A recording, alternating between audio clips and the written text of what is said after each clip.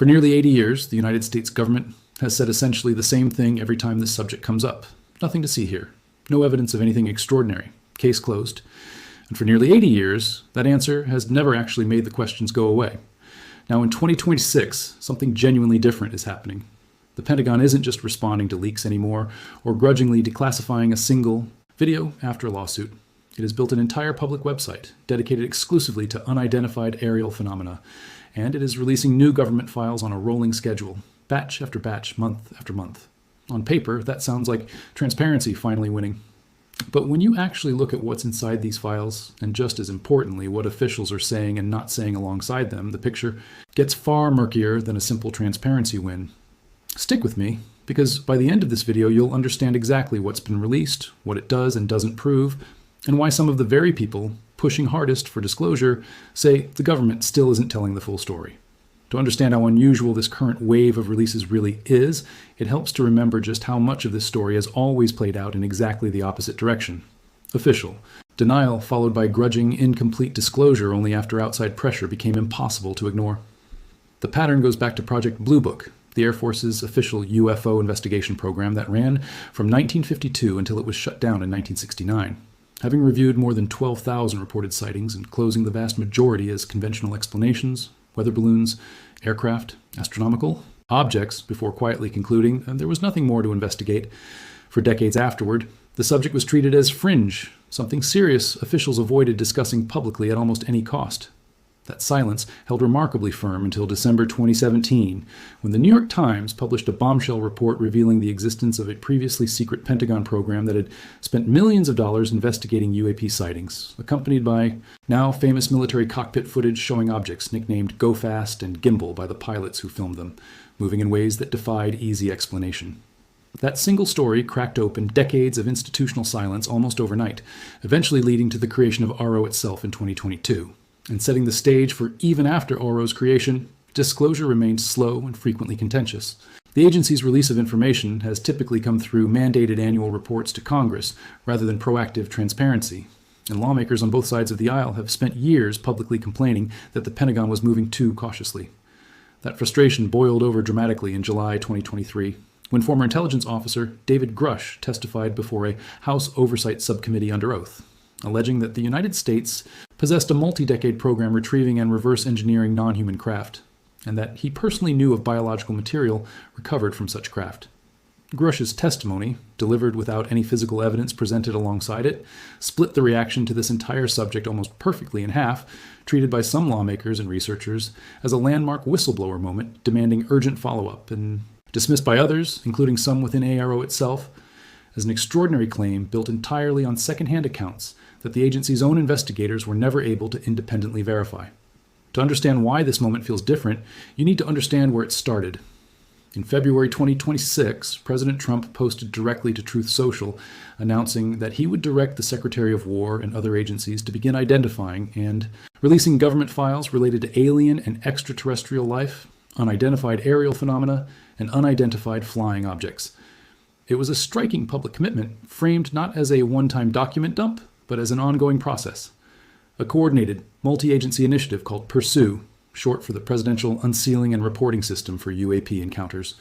The effort pulled together at least 7 different parts of the federal government: the White House, the Office of the Director of National Intelligence, the Department of Energy, NASA, the FBI, and the Pentagon's own All-domain Anomaly Resolution Office, known as AARO, the agency specifically created back in 2022 to investigate these cases. On May 8, 2026, the first results of that effort went live. The Department of War launched a public portal at war.gov.ufo and posted the initial batch, 162 files in total, spanning military videos, photographs, and historical documents, some dating as far back as the late 1940s. The release included 12 NASA files pulled from the Apollo 12 and Apollo 17 missions and Gemini 7, along with 28 videos, mostly captured by U.S. military surveillance systems. One especially striking clip came from the Indo-Pacific Command in 2024, showing a small, bright object moving erratically around a cluster of wind turbines near the water, recorded on infrared. According to the Department of War's own press release, the goal was for the American people to access declassified UAP files instantly, with no security clearance required, everything hosted in one place for the first time in history. Public interest was immediate and enormous. The portal reportedly surpassed 1.7 billion hits in the weeks following launch. If a story like this, where a government spends decades saying nothing to see here and then suddenly opens the vault, is exactly the kind of unraveling you want to understand fully, go ahead and hit that like button, because we're only getting started with that first release was only the beginning. On June 12th, 2026, the third batch of documents arrived, and by most accounts, including from outside researchers who've been tracking this closely, it was the most genuinely revealing tranche yet. Central to that release was a new report dated June 5th, signed personally by Dr. John Kozlowski, the director of AARO. Buried inside it was a specific admission that immediately caught the attention of anyone following this story closely. Kozlowski's report stated that roughly 40% of the cases AARO has formally reviewed remain unresolved, meaning the agency itself, tasked specifically with explaining these sightings away using conventional science, cannot currently account for nearly half of what it's investigating. The same release also referenced a specific, strange incident described in the documents as an orange orb, functioning almost like what the report called a mother object, appearing to launch smaller, red orbs during the encounter.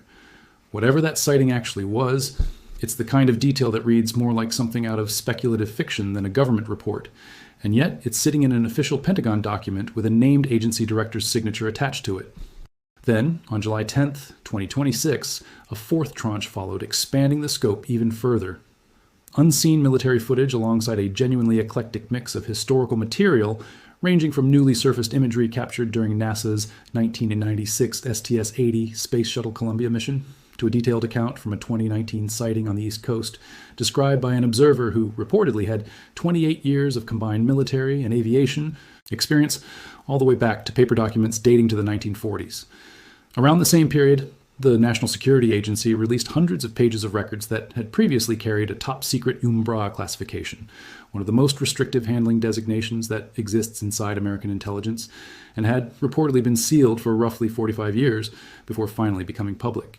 Here's where the story stops being a simple, satisfying transparency win, though, and starts getting genuinely complicated.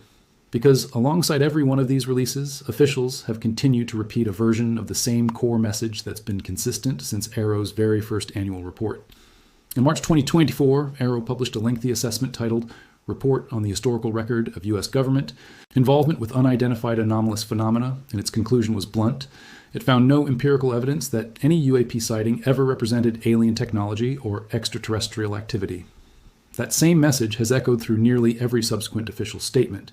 Even as the number of reported cases has climbed dramatically, AARO logged more than 1,600 cumulative UAP reports by late 2024, with 757 new reports arriving in a single 12-month reporting period alone. Officials have repeatedly stressed that only a small percentage of those cases show genuinely anomalous characteristics, and that no case has ever produced verifiable evidence of extraterrestrial beings, technology, or activity. So you have two things happening simultaneously that don't sit entirely comfortably together. On one hand, an unprecedented volume of previously classified material is being made public faster than at any point in modern history, including footage, internal reports, and specific incident details that would have been unthinkable to release even 5 years ago. On the other hand, the consistent institutional position remains exactly where it's always been. We don't have evidence of aliens, but we also can't yet explain everything we're looking at. That combination, more transparency paired with the same underlying uncertainty, is precisely what's fueling the current wave of skepticism about whether this counts as real disclosure at all, or something more like a carefully managed release designed to look comprehensive while still withholding the material that would actually settle the question. If you're the type of viewer who wants the full picture rather than just the headline, that's exactly the kind of breakdown this channel is built around. So if you haven't already, now's a good moment to subscribe. That skepticism isn't coming only from outside conspiracy circles either, it's coming directly from inside Congress. Representative Anna Paulina Luna, who chairs a House task force specifically focused on UAP transparency, has been publicly critical of how AARO has responded to direct questioning. In a statement from her committee, Luna said the task force has found AARO's responses, when questioned about specific sightings and requests for underlying data, less than adequate, and warned that the presence of unexplained aerial objects in and around sensitive U.S. military installations poses a real threat to military readiness and security, regardless of what's ultimately causing them. Organization with deep ties to defense and intelligence work turn over UAP-related records reportedly dating all the way back to 1930, part of a broader push, scrutinizing whether private contractors working alongside the government might be sitting on relevant material that hasn't been folded into the official pursue releases at all. There's also been direct public pressure from figures who've testified before Congress, under oath.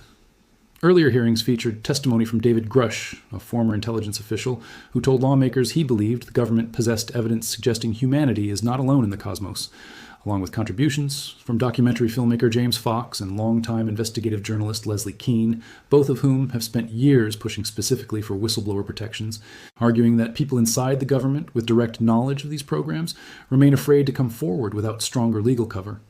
That combination, congressional skepticism about the completeness of what's being released, plus ongoing whistleblower testimony alleging there's more the public hasn't seen, is exactly why even a historic wave of declassification hasn't fully quieted the cover. Up question. If anything, for a specific and vocal segment of researchers and lawmakers, it's sharpened it, because now there's a public paper trail showing.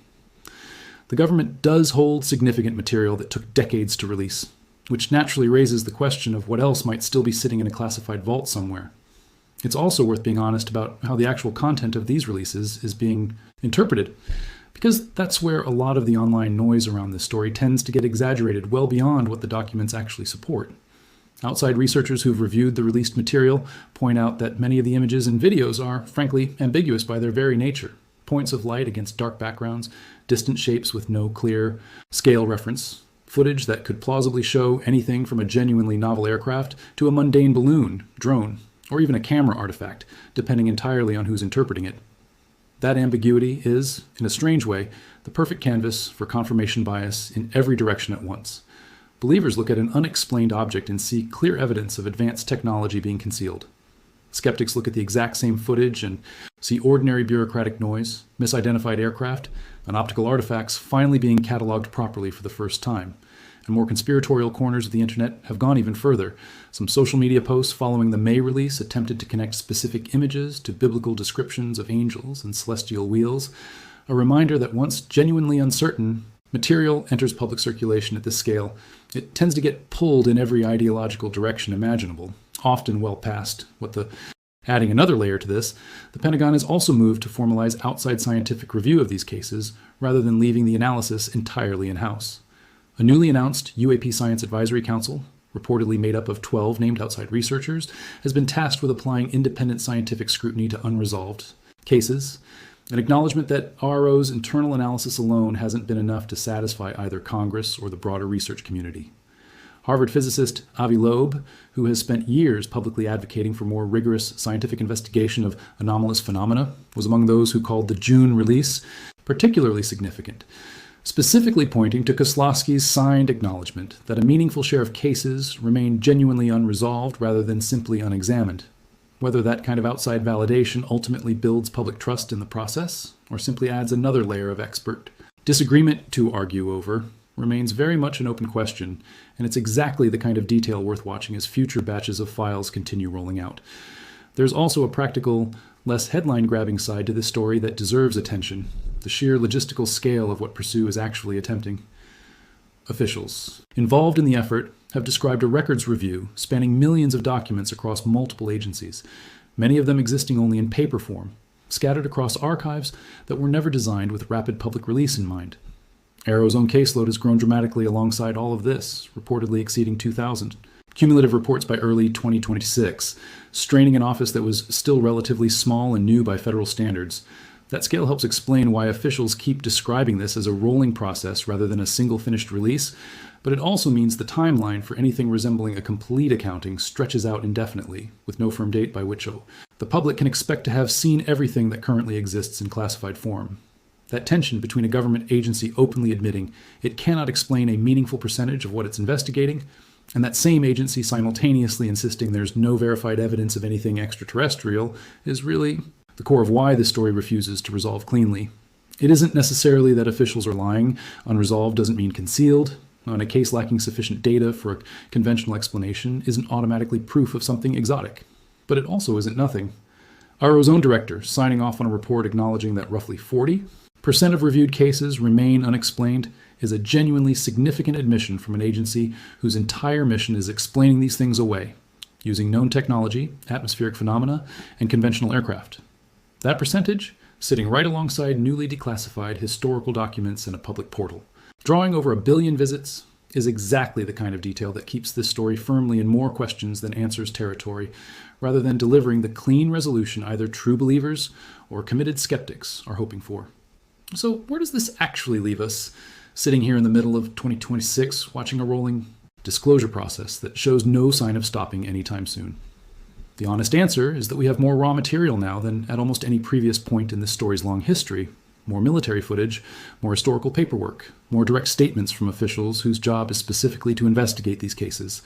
What we don't have is a single, unambiguous answer explaining what any of it actually means. Congress keeps pressing for more, researchers keep flagging gaps in what's being handed over, whistleblowers keep alleging there's material still locked away. And the Pentagon keeps promising the next batch is coming soon, without ever quite promising it will be the last one needed to finally close this file for good. Compare that to where this entire saga stood even 5 years ago, when the very idea of a sitting president publicly directing the Pentagon to release UAP files, backed by a dedicated portal and a formal congressional task force demanding accountability, would have sounded almost unthinkable. That shift alone tells you something important, regardless of what any individual document ultimately turns out to mean. The institutional wall of silence that defined this topic for most of the 20th century has genuinely cracked, and it isn't closing back up. Whether what eventually comes through that crack turns out to be prosaic, technological, or something else entirely is still an open question worth taking seriously either way. But the process of finding out, however slow and however incomplete each individual release feels, is now happening in public view rather than behind it, and that alone marks a genuine break from nearly 80 years of institutional habit. If you want to actually follow where this goes next, rather than just reacting to whatever clip goes viral after the next release, this is exactly the kind of story this channel exists to track carefully, so make sure you're subscribed, because there's almost certainly another batch of files coming, and we'll be back to break down exactly what's in it. Thanks for watching, and I'll see you in the next one.